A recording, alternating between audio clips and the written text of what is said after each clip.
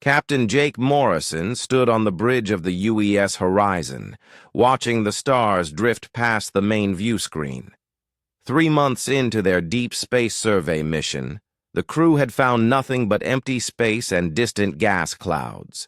It was peaceful, but Jake knew his team was getting restless. They had signed up to explore the unknown, not to stare at empty darkness. "Captain, I'm picking up something strange," said Lisa Park from the communications station. Her fingers danced across the controls as she fine-tuned the sensors. "It's very faint, but there's definitely a signal out there." Jake walked over to her station, his boots making soft sounds on the metal deck. "What kind of signal?" "I'm not sure," Lisa replied, frowning at her screens. "The frequency is unlike anything we've seen before. It's not coming from any known human colonies or Earth." Dr. Ben Carter looked up from his science station, his eyes bright with curiosity. "Could it be natural?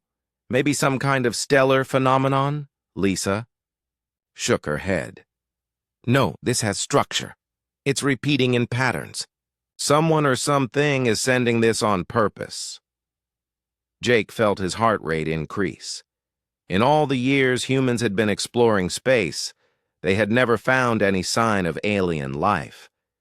If this was what he thought it might be, everything was about to change.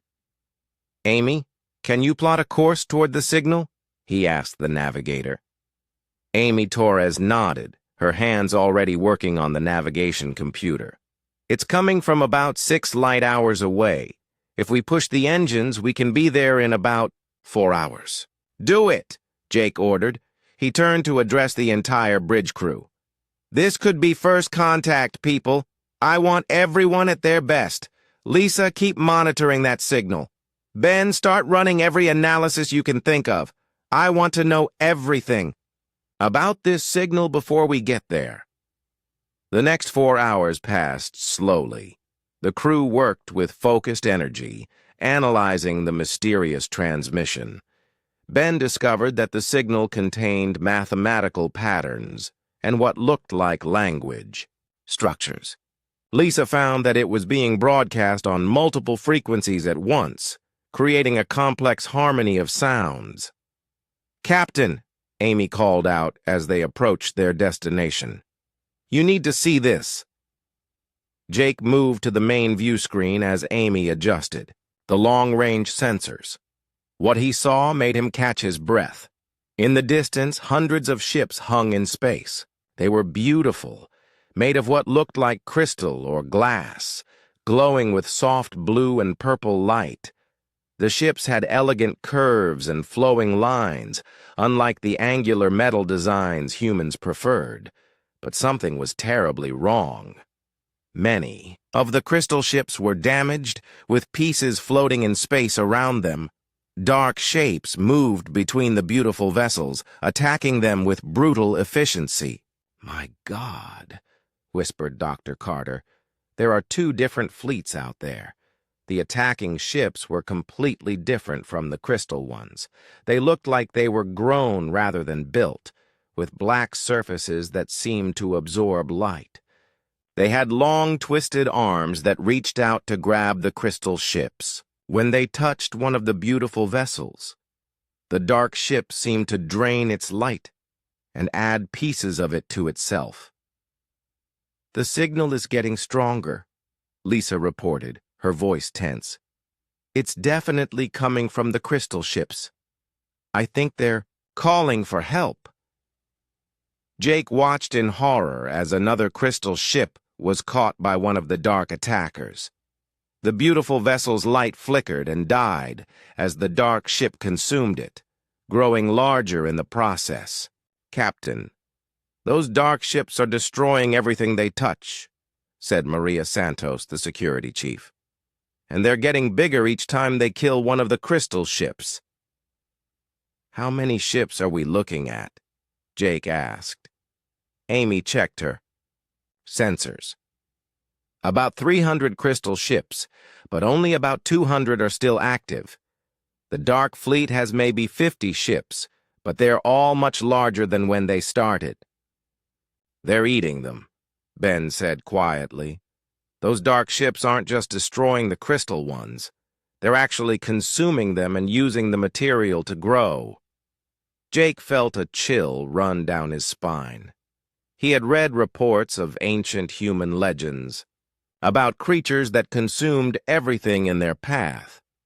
Looking at these dark ships, he could understand where those stories came from. "Sir, we're receiving a transmission," Lisa announced. "It's from the crystal ships. The signal is much clearer now." "Put it on speakers," Jake ordered. Strange, musical sounds filled the bridge. It wasn't like any human language, but there was something beautiful about it. The tones rose and fell in complex patterns that reminded Jake of a symphony. "It's definitely a language," Ben said, working frantically at his station. "Give me a few minutes and I might be able to figure out some basic patterns." "We don't have a few minutes," Maria pointed out. "Look at the battle. Those crystal ships are losing badly." She was right. Even as they watched, 2 more crystal ships were caught and consumed by the dark attackers. The remaining crystal vessels were trying to run, but the dark ships were faster and more aggressive. "The transmission is getting more desperate," Lisa reported. "The musical tones are becoming sharper, more urgent." Jake stared at the battle, his mind racing. Everything he had been taught about First Contact said they should observe and report back to Earth. They should not interfere with alien conflicts. They should wait for orders from the government. But by the time they could contact Earth and get a response, both alien fleets would probably be gone. The crystal ships would all be dead, and the dark ships would move on to find other victims. "Captain," Ben called out excitedly, "I'm starting to understand parts of their transmission. They're not just calling for help in general. They're specifically asking anyone who can hear them to help them fight these attackers." "They know we're here?" Jake asked. "I think so. Some of the recent transmissions include references to metal ships and new voices. They definitely know someone is watching." Jake looked around the bridge at his crew. These were good people, who had followed him into deep space to explore and discover new things.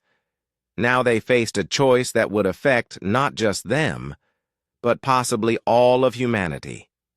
The dark ships continued their deadly work, consuming more crystal vessels with each passing minute. The beautiful alien fleet was dying, and they were calling for help from anyone who would listen. Jake made his decision. "Take us closer, but keep us hidden behind that asteroid field," Jake ordered. "I want to understand what we're dealing with before we do anything." Amy guided the horizon carefully through the floating rocks, using them as cover while they observed the battle.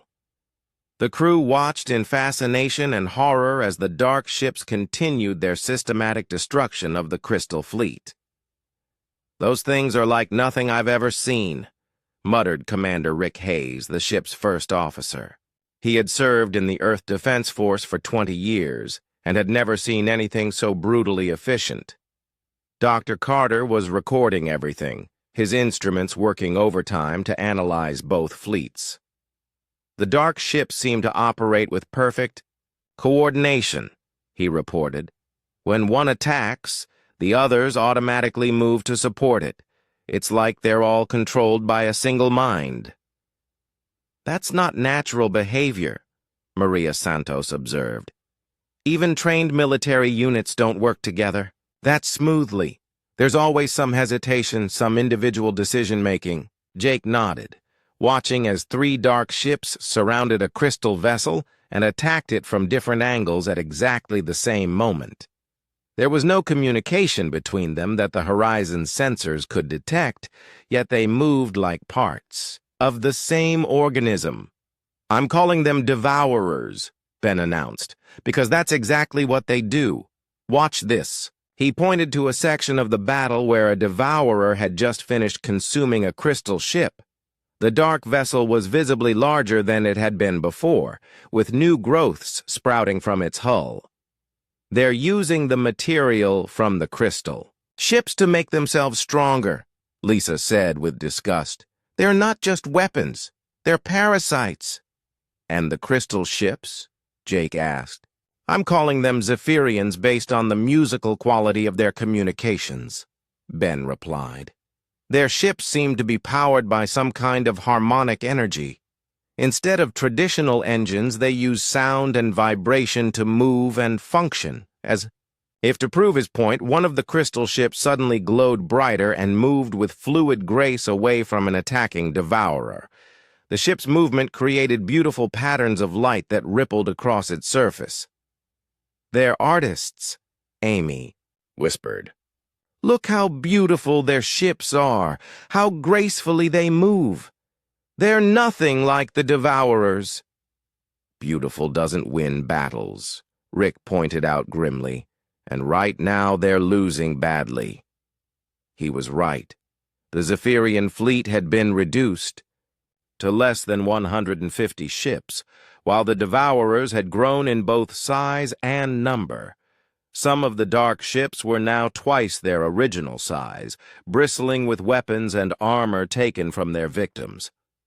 Captain, I'm getting clearer translations of their communications, Lisa reported. The Zephyrians are definitely asking for help. They're also sharing information about their attackers. What kind of information? Jake asked. Ben worked to decode the musical transmissions. According to this, the Devourers are an ancient enemy. The Zephyrians encountered them once before, hundreds of years ago. They nearly destroyed the Zephyrian homeworld before disappearing back into deep space. So these aren't the first Zephyrians the Devourers have attacked, Maria concluded. No, and they won't be the last. Ben continued reading the transmissions. The Zephyrians believe the Devourers are heading toward populated areas of the galaxy. If they're not stopped here, they'll find other civilizations to consume. Jake felt the weight of responsibility settling on his shoulders. This wasn't just about saving one alien fleet. If the Zephyrians were right, the Devourers could eventually threaten Earth itself. Sir, there's something else, Lisa added. The Zephyrians are sending specific messages toward our position. They know we're here, and they're trying to communicate directly with us. Can you understand what they're saying? Ben nodded slowly. They're asking about our ships, our technology. They want to know if we're another predator species like the Devourers, or if we might be allies. Jake studied the battle for a long moment. The Zephyrian ships were clearly more advanced than anything humans had built.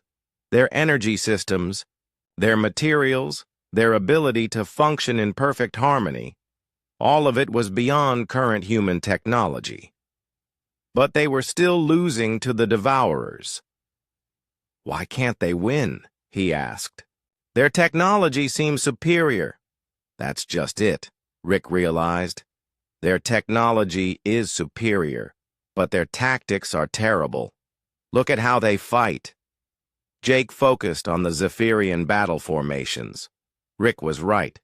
The crystal ships moved in beautiful, predictable patterns. They fought like they were performing a dance rather than trying to kill their enemies. It was elegant and artistic, but completely ineffective against the brutal, practical attacks of the Devourers. They're fighting according to rules, Maria observed. Honor codes, maybe, or traditions. The Devourers don't care about any of that. It's like watching knights in shining armor fight against wolves, Amy added. All the honor and tradition in the world doesn't help when your enemy just wants to tear your throat out. Another group of Zephyrian ships was overwhelmed as they tried to maintain their formation instead of scattering to save themselves. The Devourers swarmed over them, consuming 3 ships in a matter of minutes. They're going to die, Lisa said, quietly. All of them. Those beautiful ships, that amazing technology, that whole civilization, it's all going to be consumed by those monsters. Jake watched as the Zephyrian fleet continued to shrink. He thought about the protocols he was supposed to follow, the careful procedures for first contact that had been drilled into every deep space captain. He thought about the possible consequences of interfering in an alien war. Then he thought about what would happen if the Devourers won. "Ben, how long before we could contact Earth and get orders?" he asked. "At least 4 months round trip, sir. And how long before the Zephyrian fleet is completely destroyed?" Ben checked his calculations. "At the current rate of loss, maybe 6 hours. Jake looked around the bridge at his crew. These people had followed him into the unknown because they believed in exploration and discovery. They had signed up to find new life in the universe, not to watch it be destroyed while they did nothing. "The Devourers operate as a hive mind," he said slowly, thinking out loud. "They're perfectly coordinated, brutally efficient, and they learn from every battle. The Zephyrians fight with honor and tradition, but they can't adapt fast enough." "What are you thinking, Captain?" Rick asked. Jake smiled grimly. "I'm thinking that humans have something neither of those fleets has ever seen before." "What's that?" "Pure, stubborn, chaotic unpredictability. Captain, we can't seriously be considering this," Rick said, his voice tense with concern. "First contact protocols exist for good reasons. We could start an interstellar war or worse." Jake turned to face his first officer. "Rick, look at that. Battle. In 6 hours, there won't be any Zephyrians left to have first contact with, and then those Devourers will move on to find their next victims." "But we're just one ship," Amy protested. "What can we possibly do against that fleet?" Dr. Kate Nelson, the ship's chief medical officer, spoke up from her station. "We have to try something. Those are living beings out there dying while we watch. If we have any chance of helping them, don't we have a moral obligation to act?"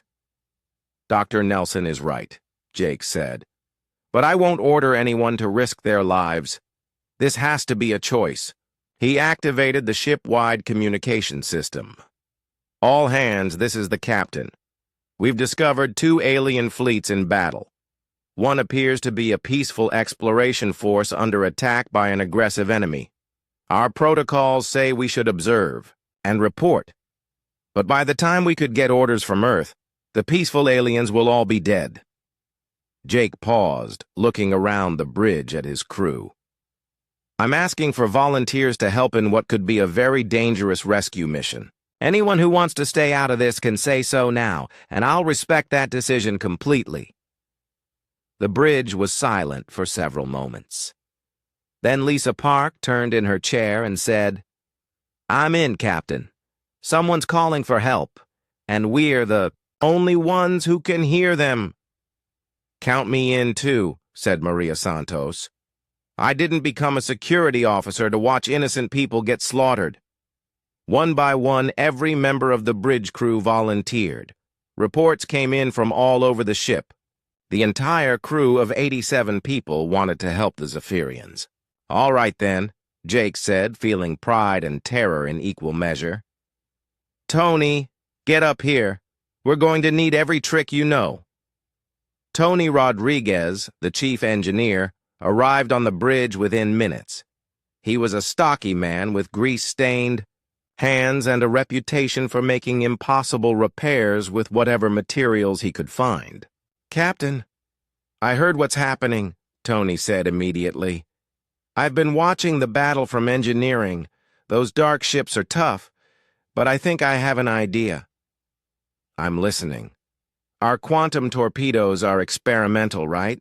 Nobody really knows their full capabilities because we've never used them in actual combat. But I've been running some calculations. If I modify the warheads to create cascading quantum disruptions instead of simple explosions, They might be able to interfere with whatever system lets those devourers coordinate with each other. Ben looked up from his science station.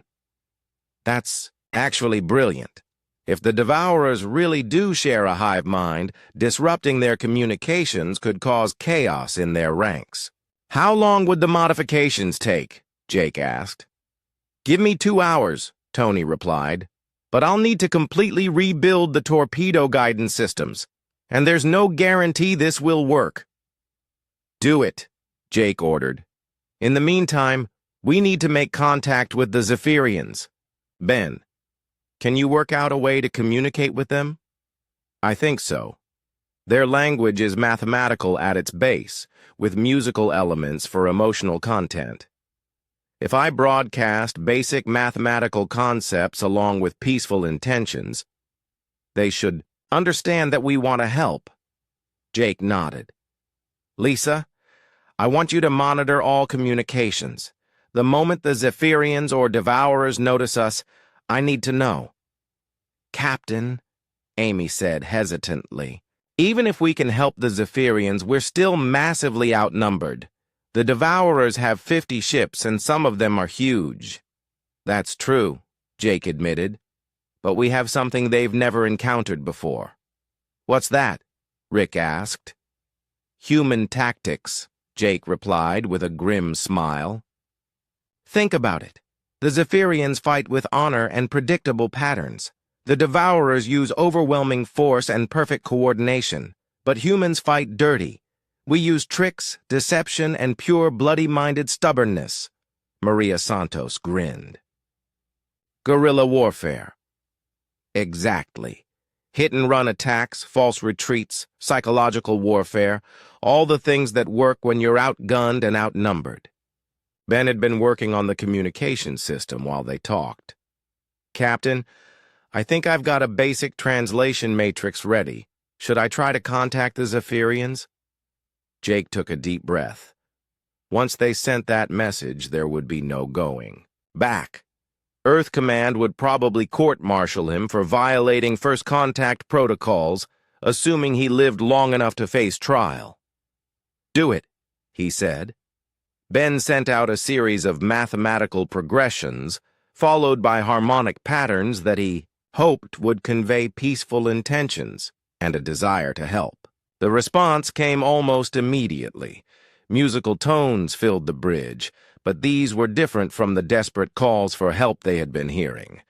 These sounds were filled with surprise, wonder, and something that might have been hope.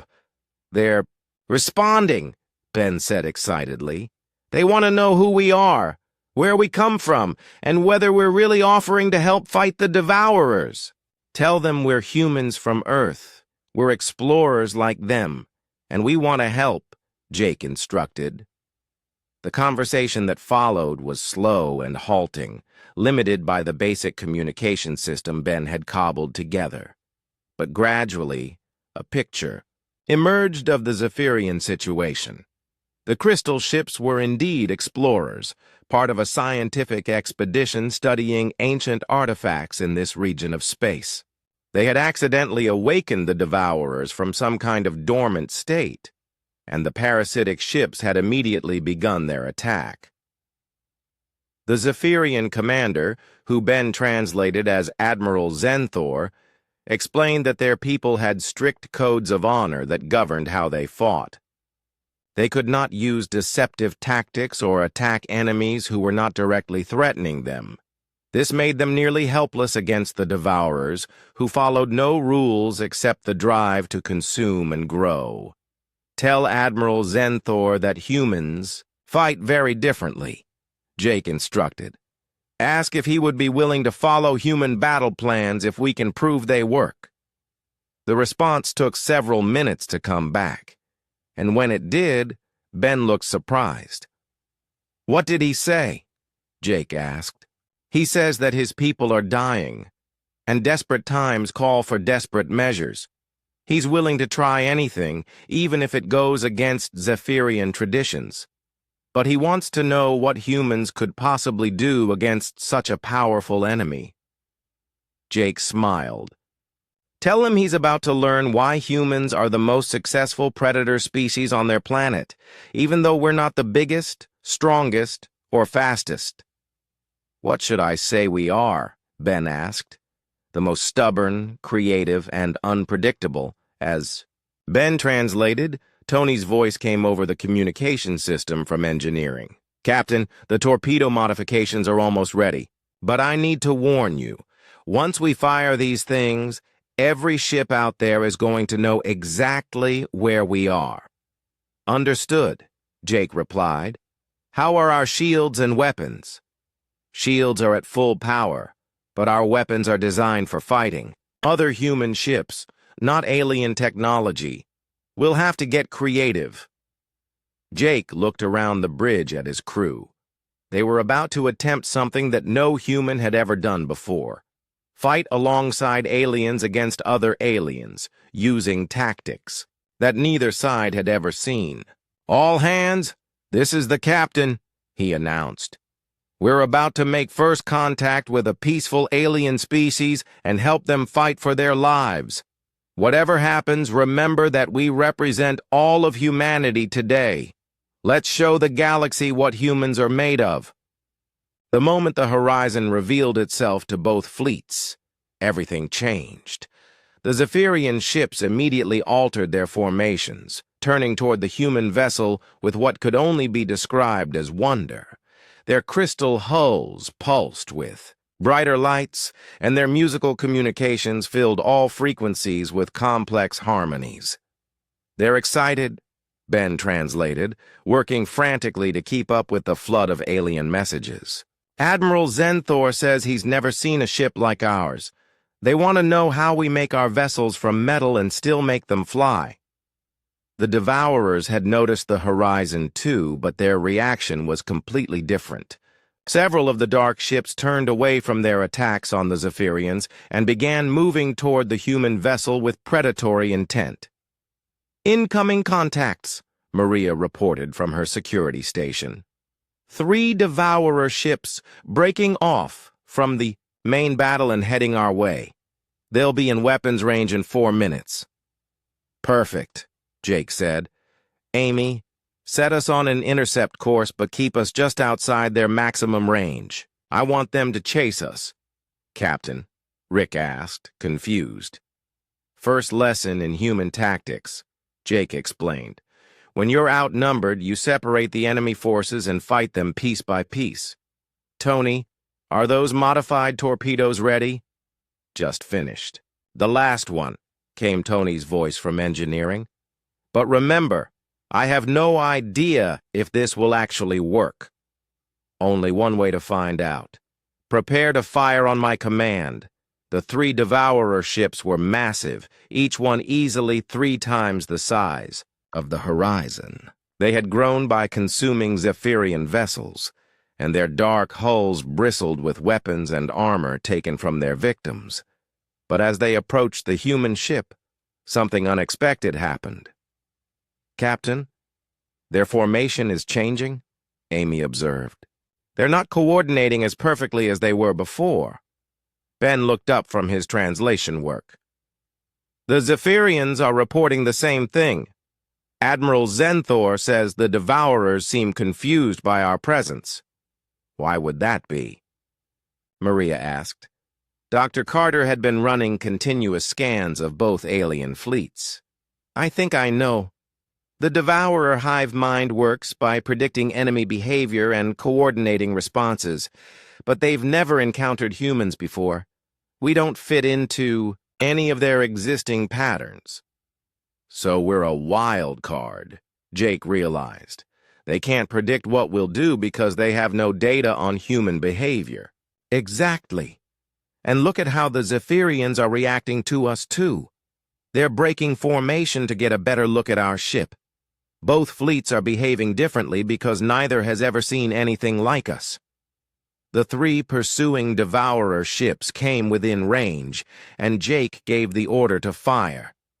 The modified quantum torpedoes streaked across space, their warheads redesigned to create cascading disruptions rather than simple explosions. When they hit, The results were better than anyone had hoped. Instead of destroying the Devourer ships, the torpedoes created waves of energy that seemed to interfere with the dark vessel's ability to communicate with each other. The three ships suddenly stopped moving in coordination and began flying in confused, independent patterns. "It worked!" Tony shouted over the communication system. "The quantum disruption is interfering with their hive mind connection." "How long will it last?" Jake asked. "Unknown, but probably not long. I estimate maybe 10 minutes before they adapt or re-establish communication." "Then we better make those 10 minutes count. Amy, take us straight at the confused ships. Maria, target their weapon systems with conventional torpedoes. Let's see how they handle a human-style attack." The Horizon dove toward the three Devourer ships, using its superior speed and maneuverability to dart between them. Unlike the predictable attack patterns the Devourers were used to from Zephyrian ships, the human vessel attacked from unexpected angles, fired randomly timed bursts, and performed maneuvers that seemed to serve no logical purpose. "Captain, I'm getting messages from Admiral Zenthor," Ben reported. "He wants to know what our battle plan is." "Tell him we don't have one," Jake replied, dodging a blast from one of the confused Devourer ships. "Sir? Seriously, tell him that. Humans rarely fight according to predetermined plans. We adapt and improvise as we go. Ask him if his ships can do the same." The response came back quickly. "He says Zephyrian ships are built for harmonic coordination. They need structure and patterns to function properly." "Then tell him to watch what we do and try to support us however he can." The battle became a strange dance of chaos and beauty. The Horizon darted around the three Devourer ships like an angry wasp, stinging them with weapons fire and then racing away before they could respond effectively. Meanwhile, the nearby Zephyrian ships began trying to copy human tactics, with mixed results. Some of the crystal ships managed to break their formation patterns and attack from unexpected directions. Others tried to perform the same wild maneuvers as the Horizon and nearly collided with each other. But gradually, they began to understand what the humans were doing. "Admiral Zenthor is learning fast," Ben reported. "He's ordering his ships to abandon their traditional formations and try what he calls chaos patterns like ours." "Is it working?" "Look for yourself." Jake glanced at the main battle while continuing to harass the three separated Devourer ships. The Zephyrian fleet was fighting differently now, using irregular attack patterns and unpredictable movements. More importantly, the main Devourer force seemed to be having trouble adapting to the new tactics. "The hive mind is struggling," Dr. Carter observed. "It was programmed to fight against organized, predictable enemies. Random attacks and chaotic behavior don't fit into its decision-making algorithms." One of the three Devourer ships near the Horizon suddenly exploded as its confused systems finally failed under the constant, unpredictable harassment. The other two ships tried to retreat, but the Zephyrian vessels had learned enough human tactics to pursue them effectively. "Tony, can you make more of those disruption torpedoes?" Jake asked. "Already working on it. But I can only modify our remaining conventional warheads. We've got maybe 6 more shots before we run out of torpedoes entirely. That'll have to be enough. Amy, plot a course toward the main battle. It's time to teach the Devourers why humans ruled their planet." As the Horizon raced toward the larger conflict, Admiral Zenthor sent a new message through Ben's translation system. The Zephyrian commander wanted to share technical data about Devourer weaknesses in exchange for human tactical knowledge. "He's offering to teach us about their harmonic energy systems if we can show them more human fighting techniques," Ben explained. "Accepted," Jake said immediately. "Tell him we're about to demonstrate why human military doctrine is based on 3 simple principles: hit fast, hit hard, and never fight fair.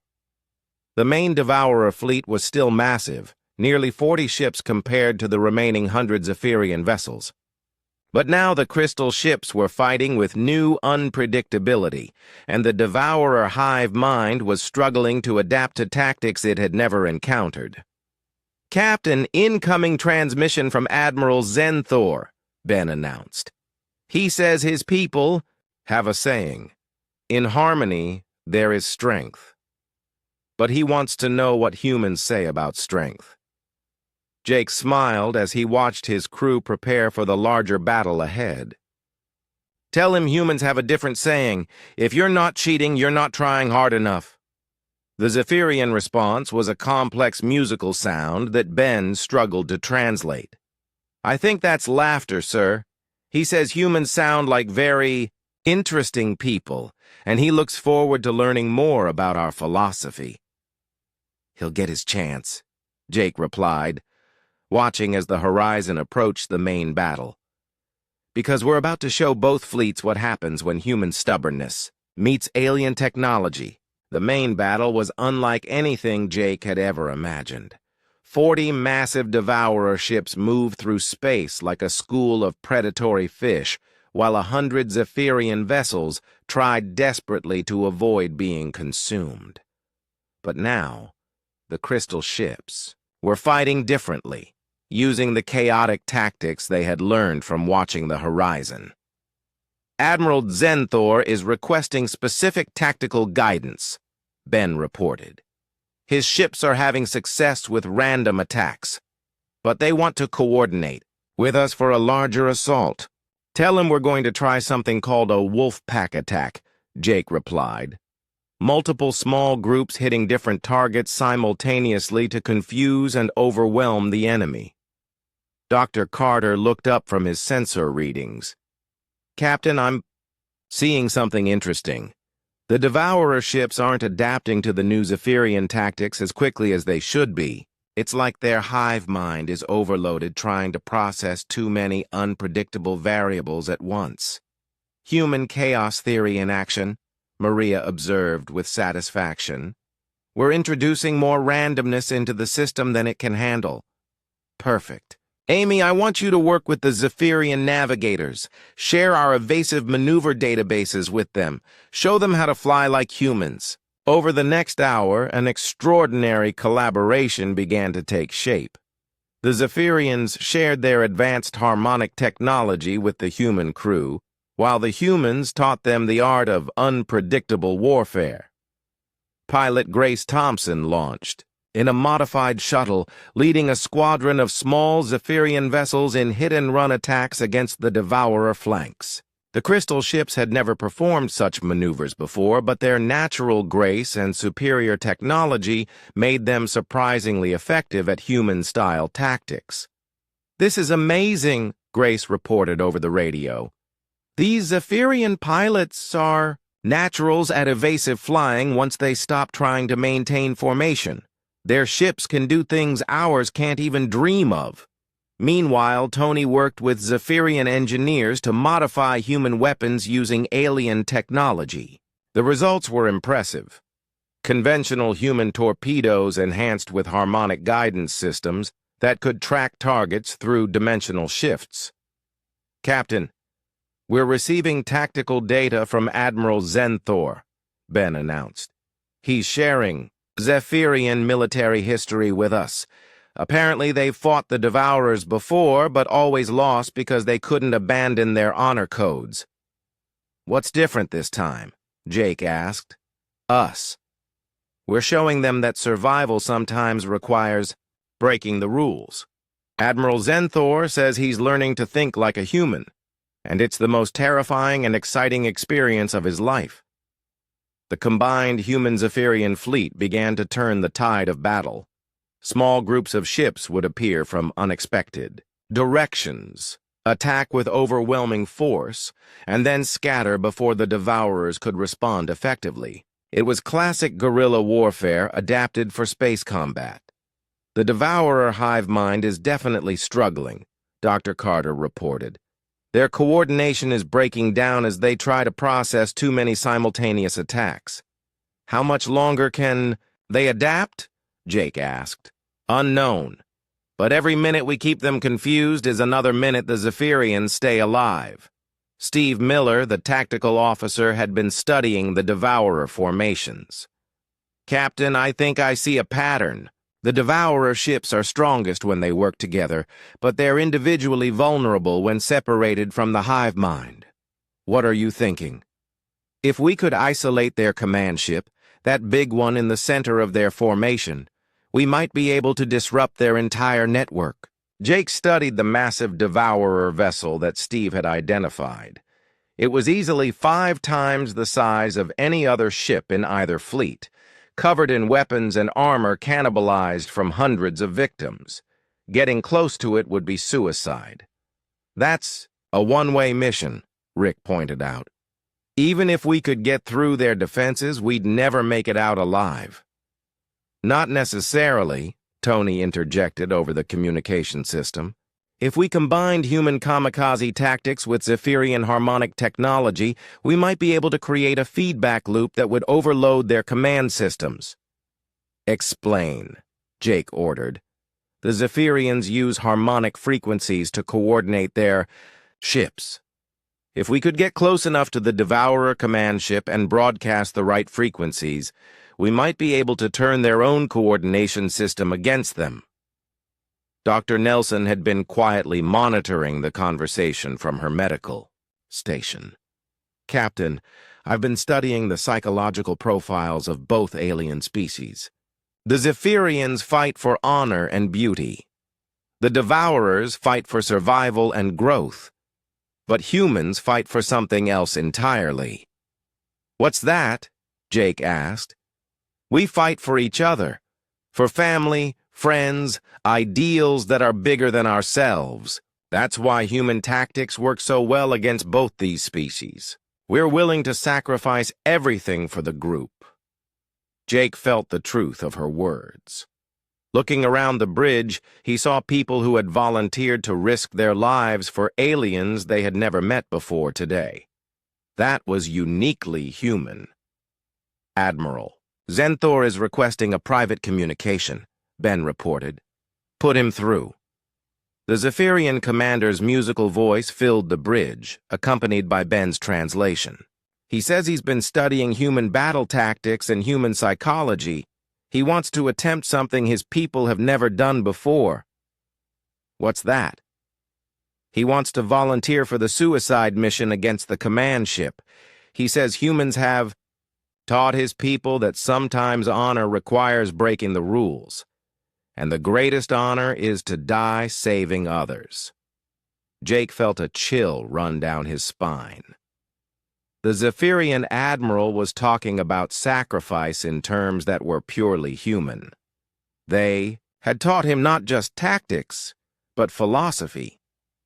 Tell him that humans have another saying, Jake said slowly. Nobody has to die alone. If he's determined to make this attack, we'll go with him. The response came back immediately, filled with complex harmonies that Ben struggled to translate. He says humans are the strangest and most wonderful species he's ever encountered. He would be honored to die alongside us. Let's make sure nobody dies today, Jake replied. Tony, how long do you need to prepare the harmonic overload system? Give me 30 minutes to coordinate with the Zephyrian engineers. You've got it. Grace, bring your squadron back to the main fleet. We're going to need every ship for this assault. As the combined fleet prepared for their desperate attack on the Devourer command ship, Jake realized they were attempting something unprecedented in galactic history. 2 completely different species were working together, combining their technologies and philosophies to fight a common enemy.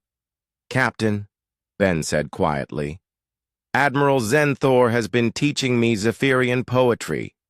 Would you like to hear a rough translation of something he composed about this battle? Go ahead. In the darkness between stars, we found a new song. Not harmony, but chaos. Not beauty, but purpose. The metal singers teach us that survival sometimes requires discord, and the greatest music comes from playing together, even when the notes don't match. Jake smiled. Tell him that humans have been waiting a long time to find other species who understand that the universe is better when we all work together, even if we're different. The battle was about to reach its climax, and Jake knew that whatever happened next would change the relationship between humans and aliens forever. The assault on the Devourer command ship required perfect timing and unprecedented cooperation. Tony worked frantically with Zephyrian engineers to create a harmonic resonance weapon that could overload the enemy's coordination network. Meanwhile, the combined fleet prepared for what everyone knew could be a final, desperate battle. "The harmonic overload device is ready," Tony reported, his voice tight with exhaustion. "But we have to get within 50 meters of the command ship for it to work. That means flying directly into the heart of their defensive formation." "How many ships are protecting their command vessel?" Jake asked. Steve Miller checked his tactical displays.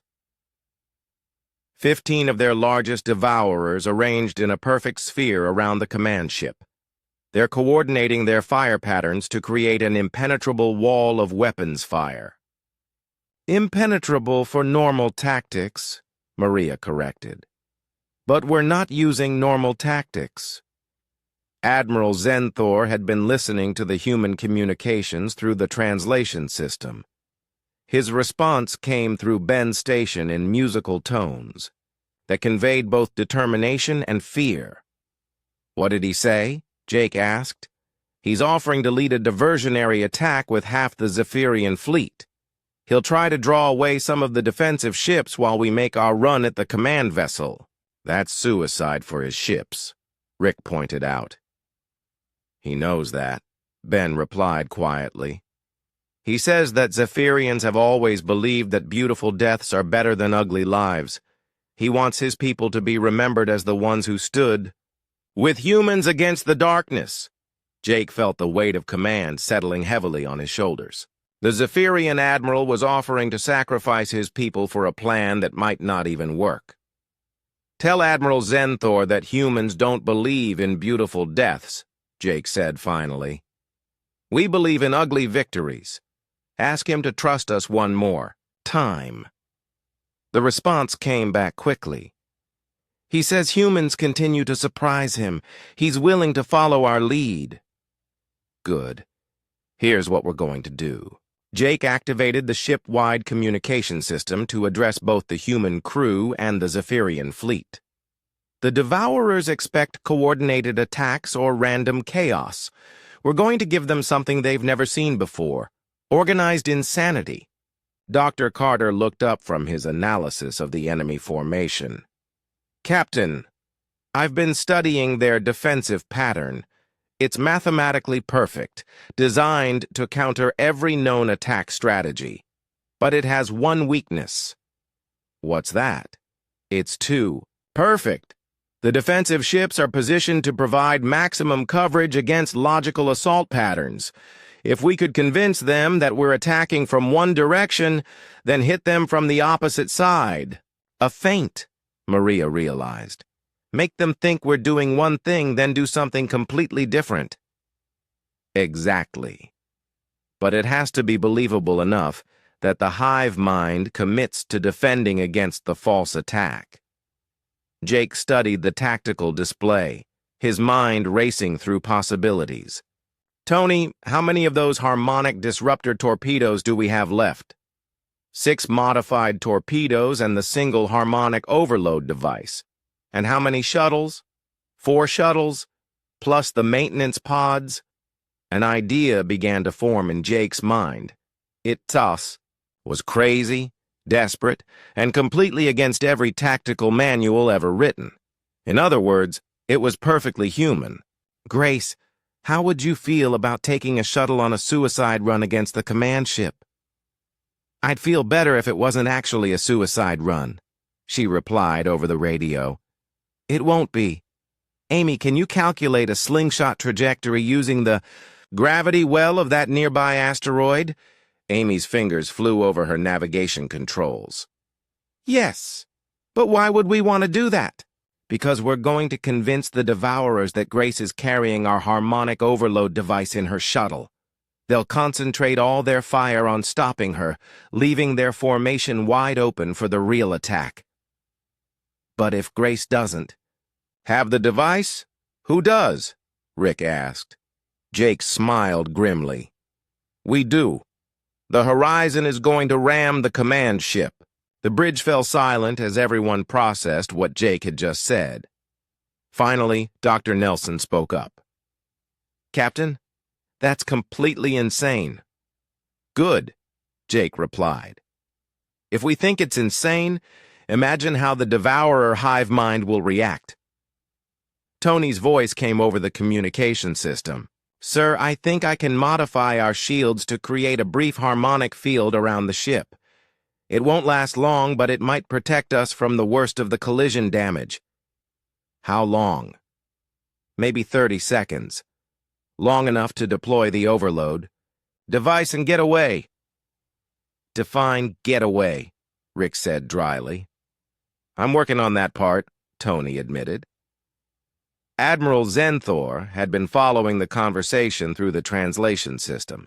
His response, when it came, was a complex musical phrase that Ben struggled to interpret.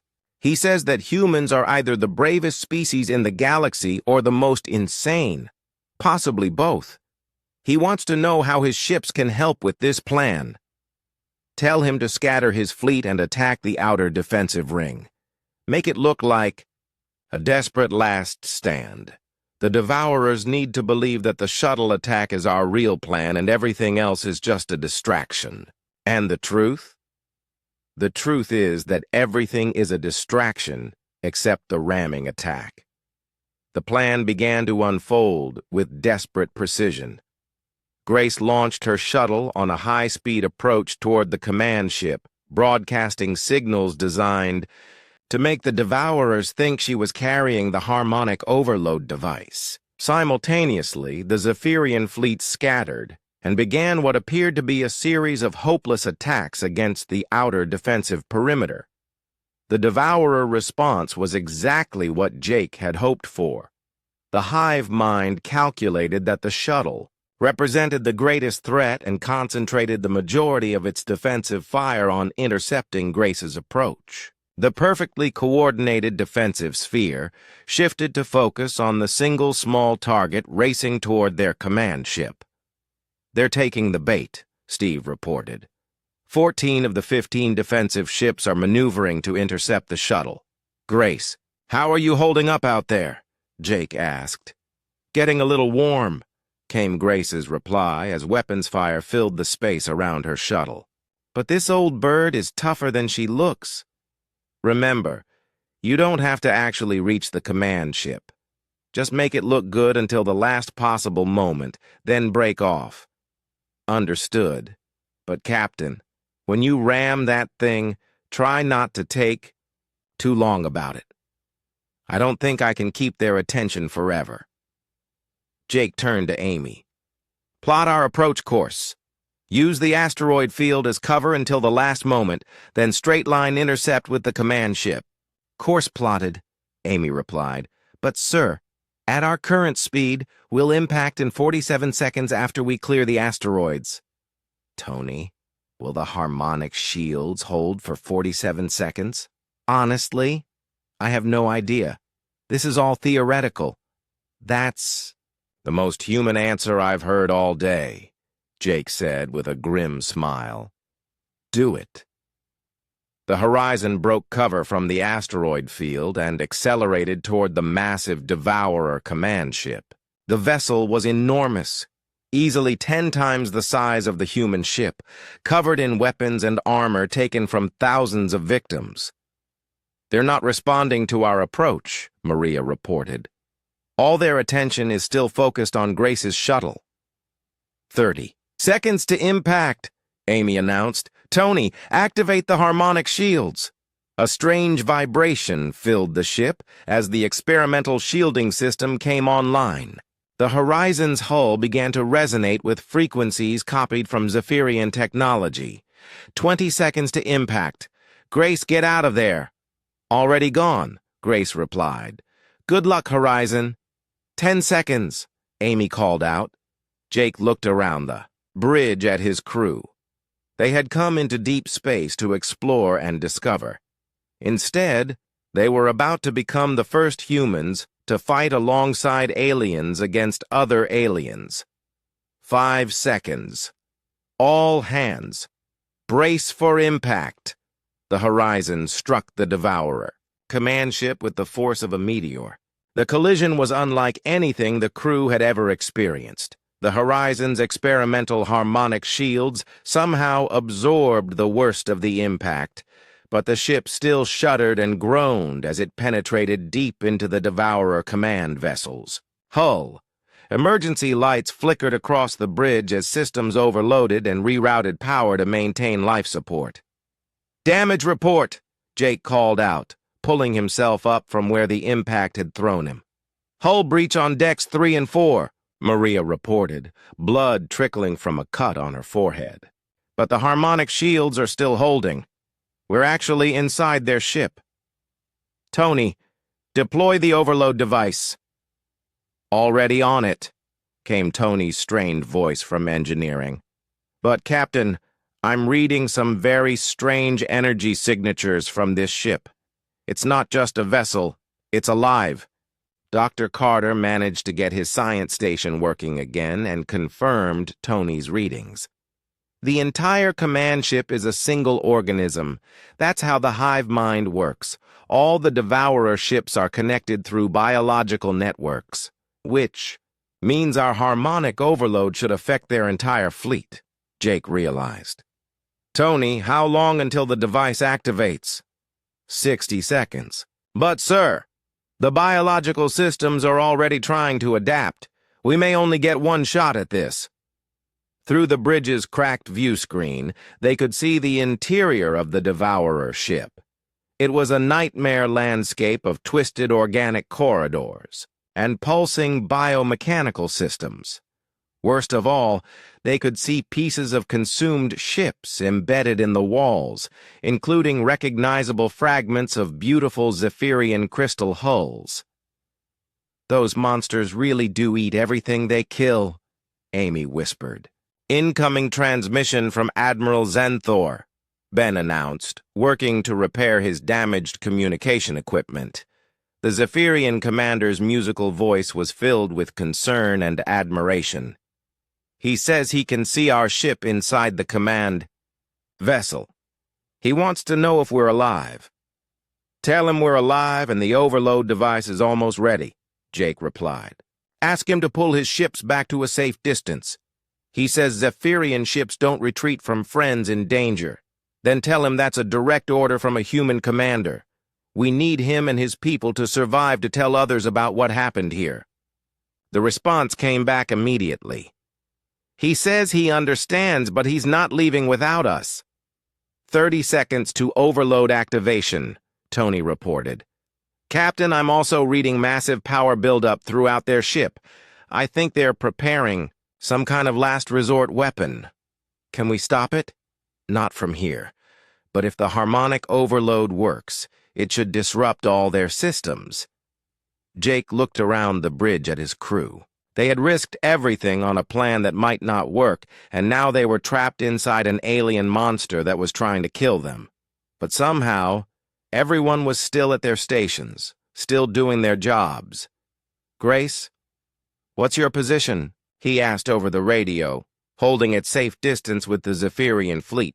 Captain, we're reading energy spikes from the entire Devourer formation. I think they're all preparing to fire on something. Probably us, Rick observed. They're going to destroy their own command ship to stop the overload device. 20 seconds, Tony announced. Jake activated the ship-wide communication system. All hands, this is the captain. In 20 seconds, we're going to find out if human stubbornness and alien technology can save the day. Whatever happens, I want you all to know that serving with you has been the greatest honor of my life. 10 seconds. The Devourer ship around, then began to convulse and writhe as its biological systems detected the growing harmonic interference. Organic tendrils erupted from the walls, trying to reach the human vessel and destroy the source of the disruption. 5 seconds. 4, 3, 2, 1. The harmonic overload device activated. The effect was immediate and devastating. Waves of carefully tuned frequencies spread out from the horizon, interfering with the biological networks that connected all the Devourer ships. The hive mind that had coordinated their attacks suddenly found itself bombarded with contradictory signals and chaotic feedback loops. Throughout the Devourer fleet, ships began to lose coordination. Some stopped moving entirely, while others spun wildly out of control. The perfect unity that had made them so dangerous was shattered by human-designed chaos. But the most dramatic effect was on the command ship itself. The massive organism began to tear itself apart as its biological systems received conflicting instructions.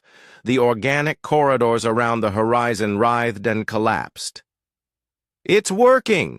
Ben shouted over the noise of the ship's death throes. "The Zephyrians are reporting that the entire Devourer fleet is in chaos." "Now we just have to get out of here," Jake said. "Amy, can you plot a course through this mess?" "Working on it," Amy replied, her hands flying over the navigation controls. "But we're surrounded by collapsing organic structures. It's like trying to navigate through a dying body." The horizon began to move, using its remaining power to push through the convulsing passages of the command ship. The harmonic shields were failing, but they held long enough to protect the human vessel from the worst of the biological collapse. "There!" Amy called out. "I can see open space ahead." The ship burst free from the dying command vessel just as it began to implode. Behind them, the massive Devourer organism collapsed in on itself, its biological networks completely disrupted by the harmonic overload. "Status of the Devourer fleet?" Jake asked. Steve checked his tactical displays. 43 ships completely disabled. The remaining 7 are fleeing toward deep space. They're no longer coordinating. Each ship is acting independently. And the Zephyrians? "Admiral Zenthor is requesting permission to pursue the fleeing Devourers." "Tell him to let them go," Jake ordered. "We've done enough damage for one day." Dr. Nelson looked up from her medical station. "Captain, I'm receiving casualty reports from across the ship. We have injuries, but no fatalities. The harmonic shields protected us better than anyone expected." Jake felt a wave of relief wash over him. They had survived. More than that, they had won. "Incoming transmission from Admiral Zenthor," Ben announced. The Zephyrian commander's musical voice filled the bridge, and for the first time, the emotional content was clear even without translation. It was joy, pure and simple. "He says the Devourers are defeated," Ben translated. "But more than that, he says humans have taught his people something they never knew before." "What's that?" "That the universe is bigger and stranger than they ever imagined, and that the most important thing any species can do is stand with others against the darkness." Jake smiled, looking out at the space around them. The beautiful Zephyrian ships were moving in new patterns, no longer bound by their traditional formations. They had learned to be unpredictable, and in doing so, they had learned to be free. "Tell Admiral Zenthor that humans have learned something too," Jake said. "We learned that we're not alone in the universe, and that's the most wonderful discovery we could have made." But even as the crew celebrated their victory, Jake knew that this was just the beginning. Word of this battle would spread throughout both human and Zephyrian space. The galaxy was about to discover that two very different species could work together to achieve the impossible. And somewhere in the darkness of deep space, other threats waited to test that new alliance. 3 weeks after the battle, the Horizon drifted peacefully alongside Admiral Zenthor's flagship in the outer system. The two ships had become symbols of something entirely new in galactic history, proof that different species could not only coexist, but thrive together. Jake stood in the ship's main conference room, looking at the strange collection of beings gathered around the table. Half were human crew members, while the other half were Zephyrians who had transported over to work directly with their new allies. The sight would have been impossible to imagine just a month ago.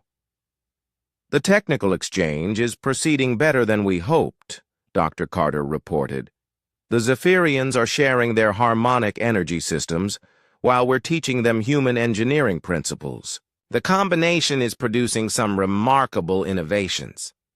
Tony nodded enthusiastically. "Their energy efficiency is incredible. We've improved our ship's power output by 30% just by adding harmonic resonators to our fusion reactors." "And the Zephyrians?" Jake asked. Ben, who had become the primary translator and cultural liaison, smiled. "They're fascinated by human problem-solving methods. Admiral Zenthor says they've learned more about creative thinking in 3 weeks than they did in the previous century." Through the conference room's windows, they could see Zephyrian and human engineers working together on both ships. The sight of humans in environmental suits collaborating with crystalline aliens had become routine, but it still filled Jake with wonder. "What about the bigger picture?" Rick asked. "Has word reached Earth?" "The long-range communication array we built with Zephyrian help sent our report to Earth Command yesterday," Lisa reported. "We should receive a response in about 2 months." Jake winced. "That's going to be an interesting conversation. Hello, Earth. We found aliens, fought a war, and completely ignored every first contact protocol in the book. Hope you're not too angry." "They can't be too upset," Dr. Nelson pointed. Ow. "We prevented a potential invasion of Earth's sector and established humanity's first interstellar alliance. That has to count for something." Admiral Zenthor had been listening to the conversation through the translation system that Ben had perfected. The Zephyrian commander sent a musical response that filled the room with harmonious tones. "He says Earth's leaders should be proud of their deep space crews," Ben translated. "In Zephyrian culture, the greatest honor is to make decisions that benefit the entire community, even when those decisions involve personal risk." "What about his own people?" Jake asked. "How are they reacting to everything that's happened?" "That's the really interesting part," Ben replied. "The Zephyrian Collective has declared the entire human species to be harmony singers, their term for beings who create beautiful music together despite having different voices." Amy looked puzzled. "What does that mean practically?" "It means humans are welcome in any Zephyrian system," Ben explained. "We're considered honorary members of their civilization." Jake felt the magnitude of what they had accomplished settling over him. In a few short weeks, they had changed the course of galactic history. But more than that, they had proven that cooperation between species was possible. "Sir, incoming transmission," Lisa announced. "Multiple sources, but not from Earth." "From where?" "That's the interesting part. We're receiving messages from at least a dozen different star systems. The word about our alliance with the Zephyrians has spread." Ben worked to decode the various transmissions. "Captain, these are first contact messages from other alien species. They want to know about humans and ask if we might be willing to help with their own problems. Jake sat down heavily in his chair. How many species? So far, 12 confirmed, with more signals coming in every hour. Steve Miller looked up from his tactical station. Sir, some of these transmissions include descriptions of threats. Other species are dealing with their own versions of the Devourers. Ancient. Machines that consume planets, Amy read from one translation. Living storms that eat stellar energy. Parasitic entities that take over entire civilizations.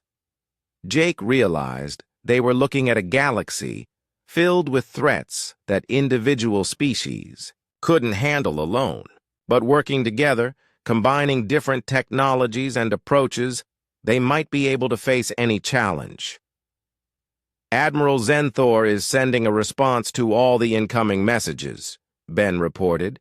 He's telling them about human tactical philosophy and suggesting that cooperative defense might be the solution to threats no single species can face. And their reactions? Enthusiastic. Apparently, the idea of species working together for mutual defense is revolutionary for most galactic civilizations. Dr. Carter looked up from his data analysis. Captain, I think we're seeing the formation of the first interspecies alliance in galactic history, and it's centered around human tactical philosophy. Which means, Jake asked, which means every species in the galaxy is going to want to learn how humans fight. We're about to become the most popular species in known space. Maria Santos grinned. From unknown primitives to galactic military advisors in 1 month. That has to be some kind of record. The Zephyrians want to establish a permanent base for joint operations, Ben reported as new messages came in. They're offering to build a station where humans and Zephyrians can work together to respond to galactic threats. And the other species? They want to join. We're looking at the foundation of a galactic defense alliance. Jake stood up and walked to the window, looking out at the Zephyrian ships moving in their new, human-influenced formations. He thought about the crew of the Horizon, who had volunteered to risk everything for strangers. He thought about Admiral Zenthor, who had been willing to abandon centuries of tradition to save his people.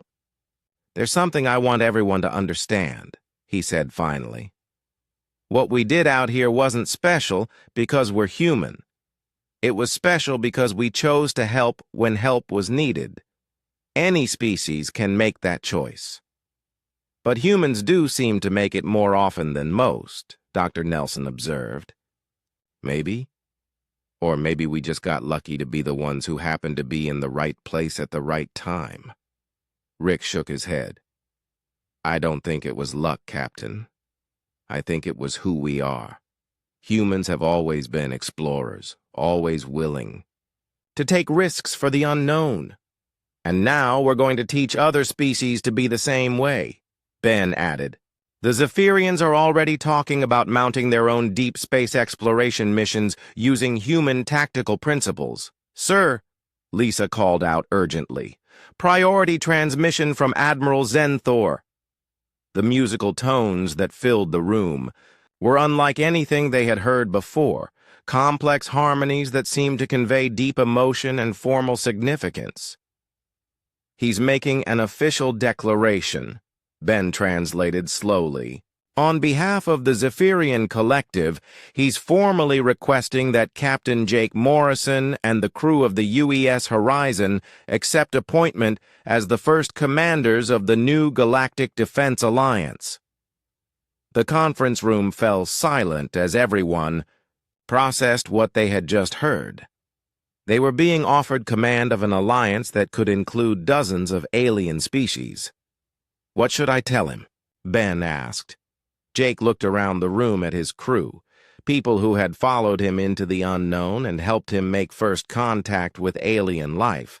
They had proven that humans could work with any species willing to cooperate for the common good. Tell Admiral Zenthor that we accept, Jake said finally, and tell him that humans look forward to learning from every species in the Alliance. Also tell him, Dr. Carter added, that we're honored to help build a galaxy where no species has to face the darkness alone. As Ben sent the acceptance message, Jake realized that their mission of exploration had become something much bigger. They had found not just alien life, but the foundation of a new kind of civilization, one based on cooperation, mutual defense, and the simple human principle that everyone deserves help when they need it. The Horizon had set out to explore the unknown. Instead, they had helped create a future where the unknown would be explored together, by species working as partners rather than rivals. Looking out at the stars, Jake knew that this was just the beginning of humanity's true journey among the stars.